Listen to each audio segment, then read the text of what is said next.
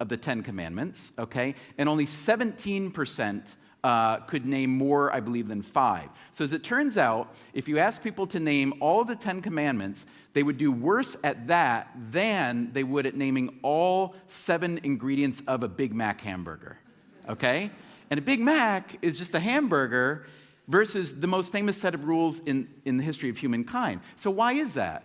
It's because rules and theory are hard to remember, in part because they may say some things that we don't really want to do, but just in part because they're not stories. So what do we remember from the Bible?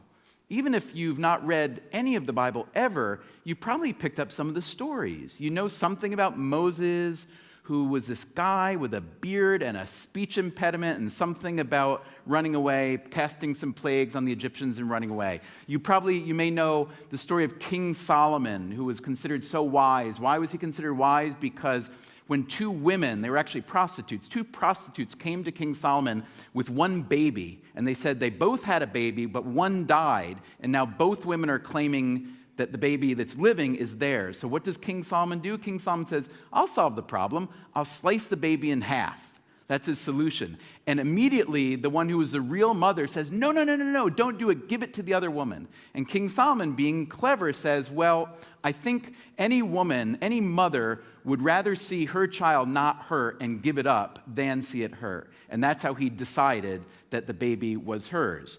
That's the stories from the Bible that we know. It may be Abraham being told to take his son Isaac and sacrifice his own son on Mount Moriah, which, even though my kids are almost teenagers and I sometimes would go along with it, I mean, there's no way you could really get behind that. But the point is that stories reverberate with us. And when I say a story, I don't just mean an anecdote. Let me briefly go into the difference between an anecdote and a story. Let's say I give you a set of data, something along the lines of, I mentioned drunk driving before, okay? And I can tell you, I happen to know these numbers, that if I get in a car drunk, that I'm 13 times more likely to be involved in a fatal crash than if I'm sober. So 13 times. Huge, right? So I tell you that. That's not really a story, it's just a piece of data. And then you tell me, well, you know, my uncle's accountant goes out to the pub every night and gets really drunk and drives home and he's never had an accident. That's an anecdote. That's great. And it might even be true. But what a story is different. A story has some data in it to persuade us that it's not just one outlier. A story has a series of time so that we can see what's going on, that it's not just a blip. And a story has characters doing things, running into problems, solving them, and so on. And that's why we love stories, is because we are all narcissists at the end of the day. And that's not a bad thing. Humans are we're built to be self-interested. I don't know, built to be, but we are self-interested. And we need to be to some degree. But the fact is, when we hear a story, what we do, and the reason that we remember it, is because we place ourselves in that story. And we say, oh, I would have done it differently than that. Or I can't imagine being faced with that decision. How would I do it? And that, to me, is why stories really work, and why whatever you're trying to accomplish in your life, whether it's your business, your family, or politics, you'll learn to tell a story that's true, that's got data, that's got time, and it works, that people can identify with. All right? So just to try to prove my theory here, and I may fail, I want to tell you a story. And I've chosen today to tell you a story that is utterly ridiculous. It's a stupid story, and on top of being stupid, it's disgusting, okay? And my point is, I want to tell you a stupid and disgusting story because I think that even a stupid and disgusting story can have lessons from it that are worth hearing, okay? That's kind of my challenge, and you'll let me know when it's over if I've failed or succeeded. So this is a story about a kid, a college student in Japan, his nickname was Kobe. And Kobe, very lovely, nice, humble, quiet, thoughtful guy, was an economics student. And he lived with his girlfriend. Her name was Kumi. And their apartment, they had no money, basically. So their apartment was really tiny, even by Japanese standards. And they got their electricity cut off at one point, so they had to light it by candle. And they really would have liked to have some more money. And one day, Kumi heard about a contest on television where the winner would bring home the equivalent of about $5,000 US. and she thought, man, it would be really great if I could get Kobe to enter that contest and win it. And so she signed him up. She didn't tell him, but she signed him up. And when she heard that he was entered, then she told him. And he was really surprised because the contest that she had signed him up for was an eating contest, all you can eat. And it was on TV live. And it was one of these things where there were 4 stages. So the first stage, you had to eat a bunch of seafood bowls, then a bunch of noodle bowls, then a bunch of rice, and then the last one was Mongolian barbecue mutton, okay?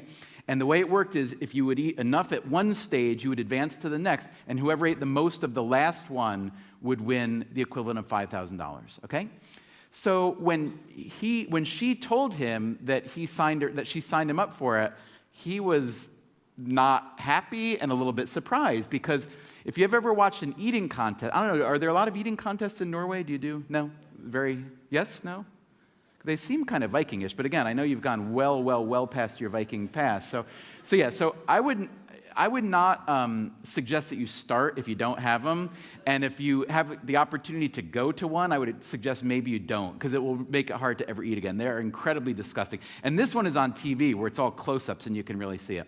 So Kobe looks at the way this works, and he says, well, I'm not a big guy. I'm not a professional at eating, but nobody else in this contest were professionals either. And he thought, maybe I can kind of strategize my way to do well at it.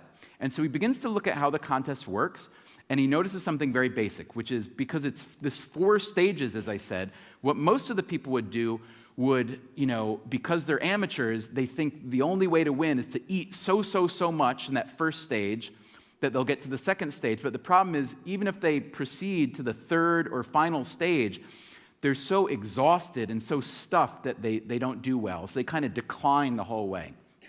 So he thought, what if at the very least I could eat just enough at each stage to qualify to move on to the next stage, and then keep a lot of energy in reserve for the last stage, for the Mongolian mutton barbecue, and then eat a lot and go toward the end. So that's what he did on TV, and he won. And he won his contest. And he was it was $5,000. It was a really, really big deal. So now again, the other people he was competing against were amateurs. But Kobe immediately thought, if I can win $5,000 as an amateur competitive eater, maybe I should go professional. Maybe I should go pro in the sport of competitive eating. And so if you want to be a big deal in competitive eating, the biggest competition, like the World Cup or Super Bowl of competitive eating, is called the Nathan's Famous 4th of July Coney Island Hot Dog Eating Championship in New York City, okay? So I don't know if you all have seen this or heard of it, but it's been going on. It's held outdoors, like right off the beach in New York City, in Coney Island, on the 4th of July, where it's very, very, very hot and humid.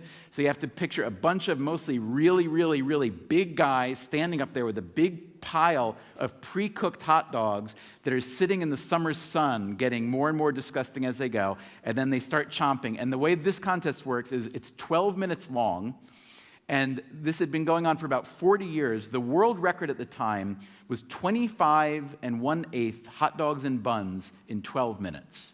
Okay? So just imagine the volume of 25 hot dogs, and then you're going to eat them in 12 minutes. Okay? So has anybody here ever eaten more than like 5 hot dogs or sausages in a whole evening for pleasure? Yeah. So you have? Was it as pleasurable as you imagined it would be, or?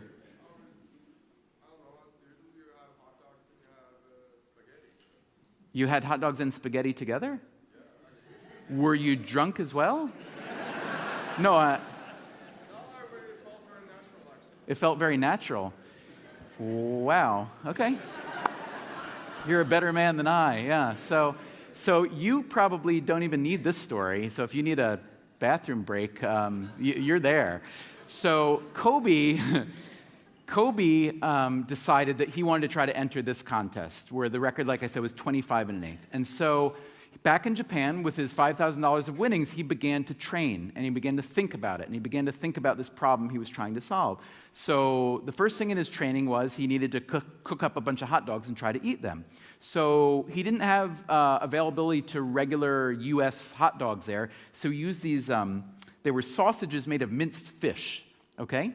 and there weren't hot dog buns, so instead he used bread that was cut down to size, and he would cook up a lot of them and start to practice. And immediately he began to study the people who had done it before. So let me just give you the basics of the contest. You're up there, the bell rings for 12 minutes, you start to eat. The rules are eat them however you want them. You can put condiments, ketchup or mustard on if you want, but nobody who's serious is going to take time to do that. You can also drink as much of whatever beverage as you want. So most of them would use water. Some would use Gatorade or something like that. And the only other rule really was that anything that went in had to stay in, okay? If it didn't, this is called a reversal of fortune, if it comes back out, and then you would be disqualified. So those are really the only rules. So Kobe begins to study the contest, and he begins to look at the tape of the previous competitors, and what he sees is a bunch of mostly really, really big guys who usually would fast for 3 days beforehand to try to get themselves really hungry, and then they would be up there and the bell would ring and they'd attack the hot dogs and pick them up and eat them fast, fast, fast, kind of maybe like you, and then swallow one and then just drink a bunch of water to wash it down, chew as quickly as they could, and then do it over and over again. So basically what Kobe realized is the way the best champions in the world did it, their hot dog eating was essentially the way that we would do our everyday eating, but faster. So he thought, that might be the best way to do it, but maybe it's not the best way to do it. Maybe I should try some experiments and try something different. So he decided to experiment. The first thing he did, which proved really great, is rather than picking up a hot dog, he had this very basic thought, which is, I have hands and I have a mouth. That's all I've got, okay? If I feed the hot dog into my mouth, like everybody else does, my mouth is doing all the work. What if I decide to just break the hot dog in half with my hands? Then I'm doing at least a little bit of the work that my mouth would otherwise be doing. So he started by picking up a dog, breaking it in half. This maneuver, by the way, came to be known as the Solomon method, after King Solomon in the Bible, who threatened to cut the baby in two pieces, okay? So Kobe does the Solomon, and now he starts feeding himself with two hands. And then he immediately notices something about this, which is that when you are eating like a sausage or a hot dog for fun, the meat and the bread go together nice. They complement each other nicely, because one is salty and dense and slick, and the other is big and light and airy, and they balance each other out beautifully. But when you're trying to eat not for pleasure, but for speed, what you have is what he called a density conflict, right? Dense, very, very dense, and very, very airy. And to try to chew them at the same time is a kind of multitasking that the mouth isn't very good at. So he thought, what if I take and break the dog, King Solomon, and then separate the dog from the bun? So now he's got two halves of a bunless dog in one hand and two halves of a dogless bun in the other hand. So he's just playing, he's trying all these different things, and he starts to chew. Now, you would think that the hot dog part is the hard part to eat and swallow. As it turns out, right, it's not, because it is so slick and dense. So, if you go to the zoo or the aquarium, or maybe you just do it out here in your water, you see them feeding dolphins, and they feed them herring or whatever. And you know how a herring, the dolphins will just look up and they'll put the herring in it, and the dolphins don't like chew, they kind of slurp it down. So that's what Kobe found that you could do with a hot dog without the bun, is you can kind of just slurp it down. You need to chew a little bit, but not that much. It would go down really easily. The bun, however, was a different story, and the bun was really hard. So here, I'll give you, if you ever want to win a bar bet, here's what you do. You take a bunch of hot dog buns into a bar, which is fun just in and of itself, and then you put down two buns on the bar and say to somebody, I bet you can't eat those two buns in 1 minute without a drink. And everybody will take the bet, and they'll eat one pretty easily, but by the second one, they're almost, you can kill somebody, so don't kill somebody, but you will win the bet. If they're alive, they'll pay the bet. Because it's really hard to eat the bun because your mouth gets very, very dried out. So Kobe tried that. It was very hard. But then he thought, wait a minute, I can have as much of whatever beverage as I want. What if I take my bun and soak it in water? So he began to do this, and he began to experiment with different, water, juice, different temperatures of water. And what he found was the best is you break the dog, separate dog and buns, slurp, slurp, slurp. And while you're doing that, you would soak your buns in warm water. Okay? Warm was great because it broke down the bun pretty quickly. Hot broke it down too quickly. Also, hot was bad on the throat. Cold was bad on the throat, but soaking your buns in warm water would break down the bun a little bit. Then you take it, smush out the excess water, then you pop it in your mouth kind of like a bun ball. It would go down really easily. Plus, now you don't have to take time later to drink because you're already getting your liquid. So like everything he does is getting a little bit more efficient every time. He's videotaping his every training session. He's gathering data on speed, what his pace should be, and so on. And then he finally goes to New York to compete for the first time. And he gets to Coney Island, and everybody looks at him, and he's this little guy, and they think that he's just a friend of some other competitor. And then he gets up to the tray, and the bell rings, and he goes, and he does great. And in his very first contest ever eating actual hot dogs in a contest, he won, his very first time out. But he didn't just win, he set a new world record. And he didn't just set a new world record by a little. I told you the old record was 25 and 1/8. He ate 50 hot dogs and buns in 12 minutes. It was nuts. It was crazy. He would go on to win it 5 more times in a row, ultimately getting up to now he eats 70 hot dogs and buns in 10 minutes, okay? So after he won that first time, immediately people were very suspicious and thought he was cheating somehow. So there were charges that he was doping, that he was maybe taking a muscle relaxant, which is not true. You also have to keep in mind, this is 4th of July, U.S. Independence Day. Hot dogs are our big national food. And here was this Japanese guy, and we haven't quite gotten over Pearl Harbor. And so there were some people who charged that he was a government plot to embarrass America, and that Japanese surgeons had surgically implanted a second esophagus and stomach in him. None of which was true. None of which was true. What was true, the fact is, no one doubles a world record ever, okay? And so if you want to look at someone who does something so much better than everybody else, you have to ask, what did he do? How did he do it? So what did he do? Well, as I described, he changed his strategy entirely. So I think in describing what we can learn from Kobayashi, I think there are 3 lessons, 3 takeaways. The first one is what he really did is he redefined the problem that he was trying to solve. Now again, eating hot dogs is a ridiculous problem to try to solve. We are presumably all involved in things that are much more important or will help other people and so on. But I think the lesson here is very applicable, which is this. He looked at the problem he was trying to solve and said, what is everybody else doing? So imagine I'm trying to solve poverty or famine or whatever. What is everybody else doing? And then he said, I'm not sure they're asking the right question. The question all the other competitors were asking was, how can I make myself hungry enough to eat a lot of hot dogs? Or how can I get a lot of hot dogs in my stomach? And Kobe asked a very different question and therefore got a very different set of solutions, which is, how can I make one hot dog faster to eat? And by asking a different question, he came up with a set of solutions that were entirely different and which literally changed the sport to where now the guys who used to eat 15 and 20, they now are routinely eating 40 and 50. Okay, so one is redefine the problem you're trying to solve or ask maybe a better question. Number 2 that Kobe did that I love has to do with limits, the limits that we accept and why we accept them.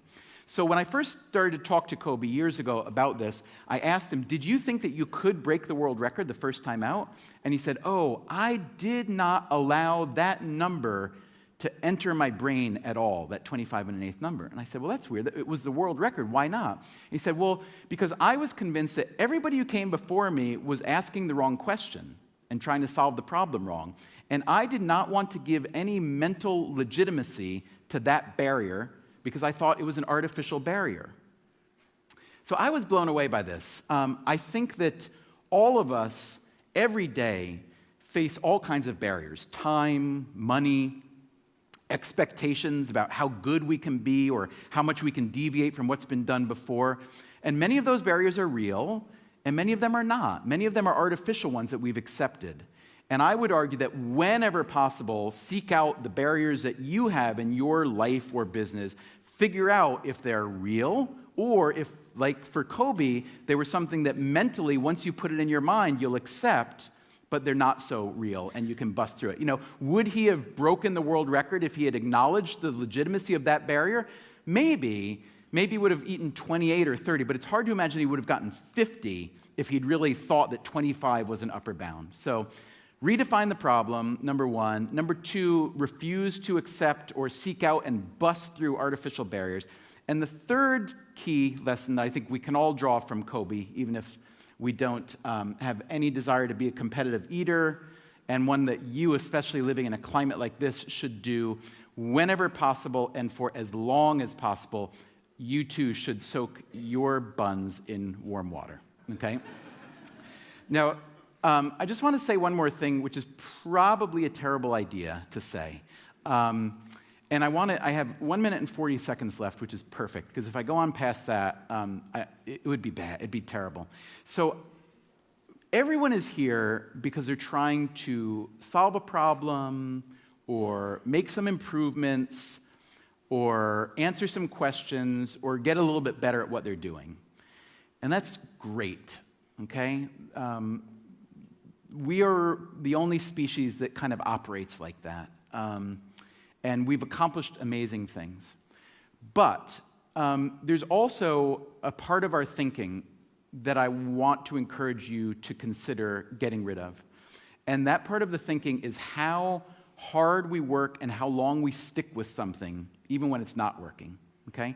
So, Winston Churchill famously said in, I guess, maybe October of 1941, he went back to his boarding school at Harrow outside of London, and he told the kids, the boys who were going to school there, he said, never, never, never, never, never give up in anything great or small, large or petty. The US version of it, we have a football coach, Vince Lombardi, who said, a winner never quits and a quitter never wins. And so we've adopted this idea that quitting is kind of a moral failure and that failing itself is always a loss. And I just want to say, I want to encourage all of us to look at the upside of quitting. And what I mean by that is this. If you look at through the lens of economics, you'll see there are two things to consider. One is what's called the sunk cost fallacy. When you've sunk a lot of cost into something, whether it's time or money or energy or whatever, it's natural to assume that the only good thing to do is keep investing. The fallacy is it's often not. And so we keep doing it even though it can be counterproductive. The other part to look at is what economists call opportunity cost, which is to say, for every dollar or hour or idea or brain cell that I'm spending here, I'm sacrificing the opportunity to spend it there on something that might be better. And so while it's very admirable and honorable and maybe even natural for all of us to want to stick it out, whatever the it is, it might be a project, it might be a relationship, it might be a job. If we think about the upside of quitting, often you'll gain some clarity, because the fact is, you can't solve tomorrow's problem if you're not willing to abandon today's dud. And it's very hard for us to tell ourselves that this is a dud. And it's very hard for us to look at failure as something other than negative. But I would invite us all to, rather than fear and tolerate failure, to celebrate failure. And rather than see quitting as a moral failure, to see the upside of quitting. And so, with my final breaths, at least final breaths here, I hope I don't die immediately. That would be a great ending, wouldn't it, Doug? That would make the newspapers for sure. With my final breaths on the stage, I would just encourage you to do probably the opposite of what a lot of people much smarter than I who've been on this stage would tell you. And I would tell you to go home today, or maybe right now, or maybe next month. Find something that you're doing that's not working, that's not optimal, that you've sunk a lot of cost into it, and go out there and quit something. Hopefully it's a bad thing you quit, not a marriage that's been fantastic and so on, and I don't want responsibility for that. But go out there and quit, people, okay? And with that, I quit you, and I thank you very, very much for having me today. Thank you. Thank you. Thank you. Thank you so much. Really great. Really great.